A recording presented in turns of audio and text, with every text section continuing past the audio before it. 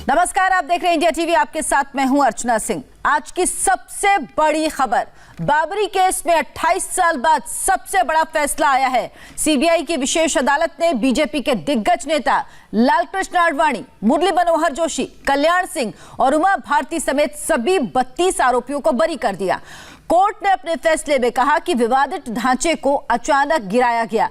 ये कोई पूर्व नियोजित घटना नहीं थी, यानी इसकी प्लानिंग नहीं की गई थी। कोर्ट के फैसले में यह भी कहा गया कि आडवाणी और जोशी ने भीड़ को रोकने की कोशिश की थी। कोर्ट के फैसले पर आडवाणी, जोशी और साध्वी रितंभरा समेत सभी ने खुशी जताई है। आडवाणी ने तो जय श्री राम के नारे लगाए। अब आपको बाबरी पर फैसले की बड़ी बातें दिखाते हैं। कोर्ट में सभी 32 आरोपी बरी हो गए हैं। आरोपियों के खिलाफ ठोस सबूत नहीं मिला। विवादित ढांचा अचानक गिराया गया। कोई सुनियोजित साजिश नहीं थी। आडवाणी, जोशी ने भीड़ को रोकने की कोशिश की थी। तो ये 5 बड़ी बातें जो बाबरी फैसले से जुड़ी हुई हैं, जो कोर्ट ने कही हैं। 28 साल बाद फैसला आया और सभी 32 आरोपी बरी हो गए हैं। लालकृष्ण आडवाणी, मुरली मनोहर जोशी, कल्याण सिंह, साध्वी रितंभरा, ये तमाम वो नाम हैं जो बरी हुए हैं इस फैसले में। कोर्ट ने अपने फैसले में क्या क्या कहा, सबसे बड़े फैसले पर इंडिया टीवी के 4 रिपोर्टर्स ने अभी एक रिपोर्ट तैयार की है। आप ये रिपोर्ट देखिए।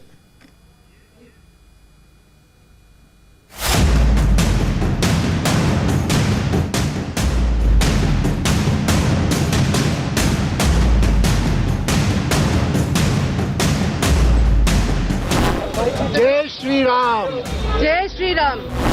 बाबरी केस में सभी 32 आरोपी बरी। 28 साल बाद कोर्ट को नहीं मिला कोई सबूत। 6 दिसंबर 1992 को जो हुआ वो अचानक हुआ। अयोध्या पर सीबीआई की स्पेशल कोर्ट का ऐतिहासिक फैसला। लखनऊ की सीबीआई विशेष अदालत पर सबकी निगाहें टिकी हुई थी और ठीक 12:15 पर जज के फैसले ने तय कर दिया कि 32 लोग राहत की सांस लेंगे, क्योंकि फैसले में बताया गया कि बाबरी के ढांचे को गिराए जाने के मामले में सभी को आरोप मुक्त किया जाता है। आपको बता दें कि इस पूरे मामले में 28 साल सुनवाई चली और 49 लोगों को आरोपी बनाया गया था, लेकिन इसका सुनवाई के दौरान 17 आरोपियों की मौत हो गई। कुल 32 में से 26 आरोपी आज अदालत के कक्ष के अंदर मौजूद थे अपने जिंदगी का फैसला सुनने के लिए। उनमें चंपत राय, साध्वी रितंभरा, विनय कटियार, इस तरह एक लंबी फेहरिस्त है। इसके अलावा 6 लोग यहां नहीं पहुंच पाए थे, जिनमें लालकृष्ण आडवाणी, मुरली मनोहर जोशी, उमा भारती, ये सब शामिल हैं। आपको बता दें कि लालकृष्ण आडवाणी और मुरली मनोहर जोशी समेत 4 लोगों को वीडियो कॉन्फ्रेंसिंग के जरिए यहां इस अदालत से कनेक्ट किया गया था और वो भी अपने जीवन के सबसे बड़े मामले की सुनवाई टकटकी लगाकर देख रहे थे।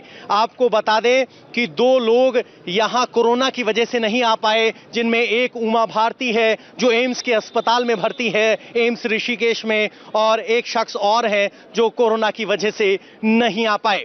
ये सबसे बड़ा चला मामला है जो लगभग 28 साल चला और आज 28 सेकंड के फैसले में अदालत ने इन लोगों को सबसे बड़ी राहत दी।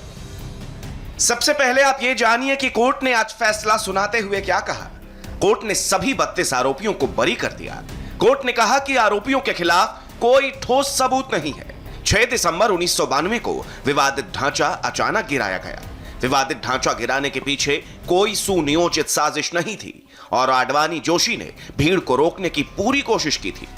बाबरी मस्जिद विध्वंस मामले में आज 28 साल बाद एक अहम फैसला आया है। लखनऊ की सीबीआई की स्पेशल कोर्ट ने इस मामले में 32 आरोपियों को बाइज्जत बरी कर दिया है और इन 32 आरोपियों में बीजेपी ने। तो बाबरी केस में आज सीबीआई की विशेष अदालत ने फैसला सुना दिया। इस फैसले पर असदुद्दीन ओवैसी का क्या कहना है, आइए आपको सुनाते हैं।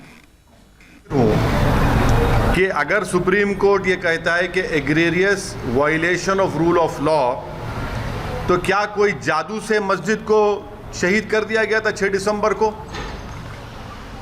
क्या कोई जादू से वहां पर 28 और 29 दिसंबर की रात 49 में मूर्तियां रखी गई थी?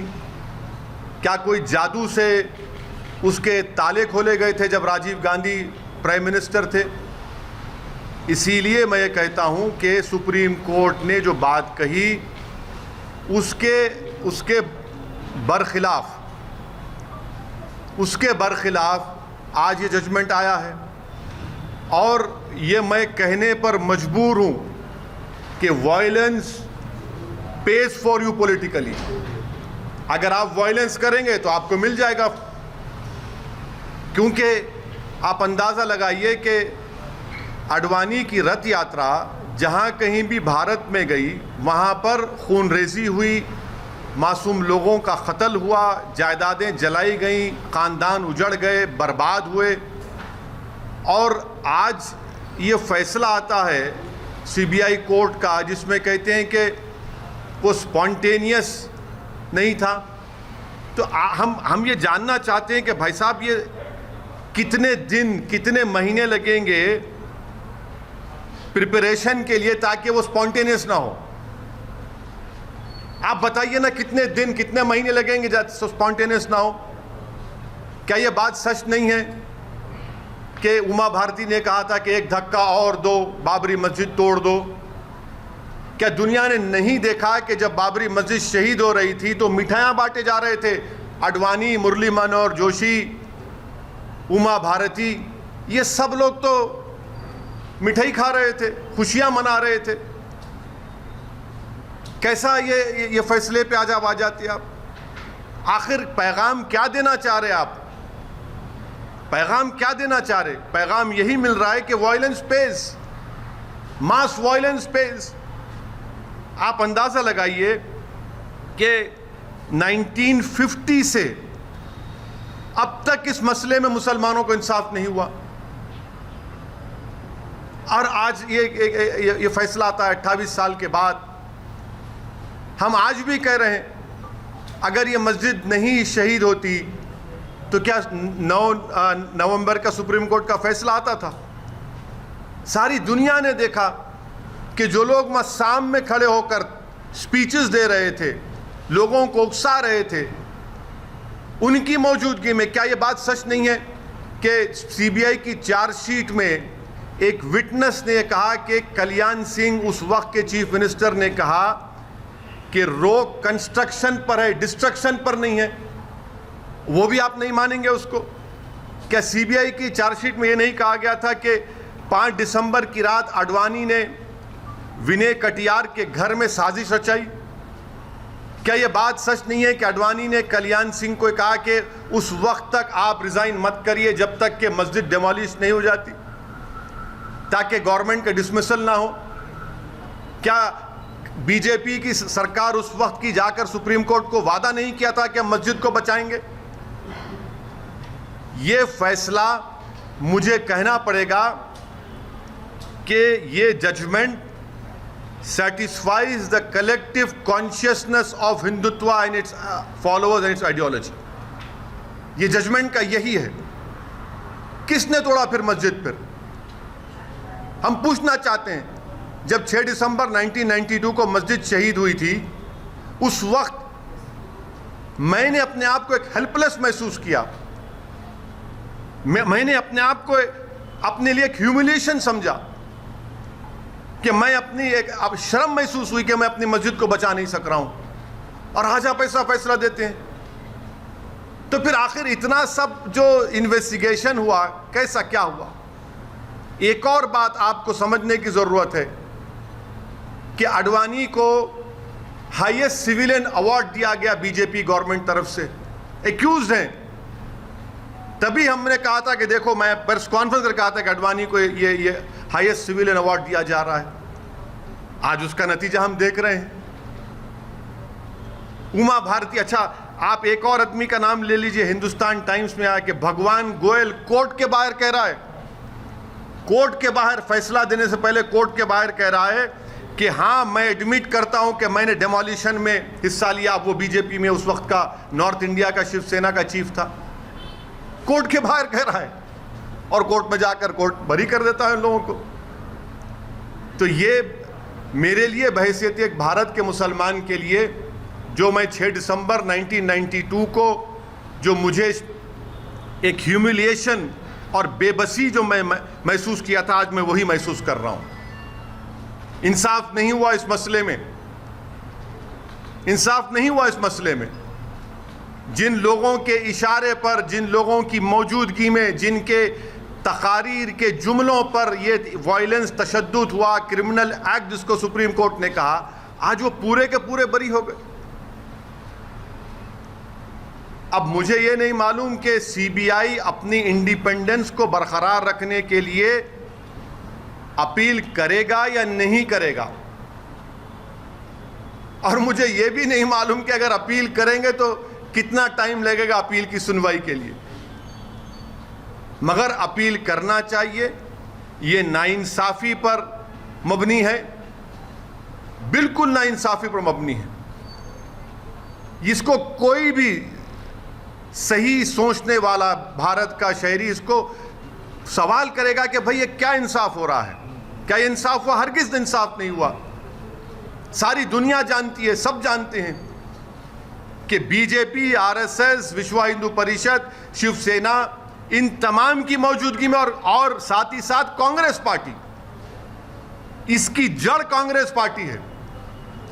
इनकी हुकूमत में मूर्तियां रखी गई, इन्हीं की हुकूमत में राजीव गांधी ने ताले खुलवाए, शिलान्यास किया।